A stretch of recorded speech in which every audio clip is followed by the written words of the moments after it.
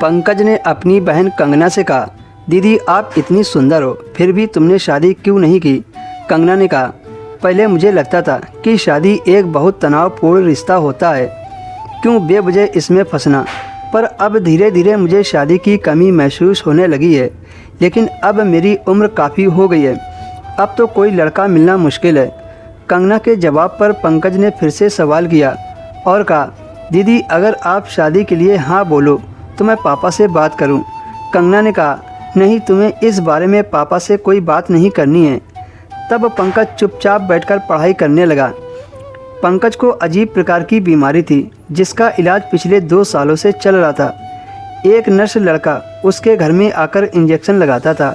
पढ़ाई करते वक्त उस दिन भी वह लड़का इंजेक्शन लगाने पंकज के घर आया था। इंजेक्शन लगाने के बाद पंकज थोड़ी देर के लिए सो गया। जब वह सोकर उठा तो उसे तेज़ भूख लगी थी। उसे कुछ खाने की इच्छा हो रही थी, इसलिए पंकज ने अपनी बहन से कुछ बनाने को कहा। उस वक्त कंगना अपनी मम्मी के कमरे में थी। जब पंकज उस कमरे में गया तो उसने दीदी को कुछ अलग ही रूप में देखा था। वह जस्ट नहाकर बाहर आई ही थी। वह खुद को आईने में ऐसे देख रही थी जैसे वो नई जवान लड़की हो। कंगना अब 30 के ऊपर की हो गई थी, पर अभी तक उसने शादी नहीं की थी। पंकज कमरे के दरवाजे पर खड़ा था। वह सोच रहा था जब दीदी उसे देखे तो वह अपना काम बताए, लेकिन कंगना तो हीरोइनों की तरह अदा बिखेर रही थी। इधर पंकज को भूख भी बहुत परेशान कर रही थी। जब पंकज को इंतजार नहीं हुआ तो वह दीदी के कमरे में आ गया। पंकज को देखते ही वह थोड़ा शर्मा गई। कंगना ने ढीला ढाला गाउन पहन रखा था। पंकज को देखते ही कंगना बोली, उठ गए तुम? अच्छा ये बताओ तुम्हें मैं कैसी लग रही हूँ? कंगना अपने भाई के मुँह से तारीफ सुनना चाह रही थी। कंगना ने पंकज का हाथ पकड़ा और आईने के सामने ले गई। एक हाथ उसके गले में डाला और शीशे के सामने देखकर बोली, पंकज तुम्हें क्या लगता है मुझे शादी कर लेनी चाहिए? दीदी के इस सवाल पर पंकज उसे क्या जवाब देता।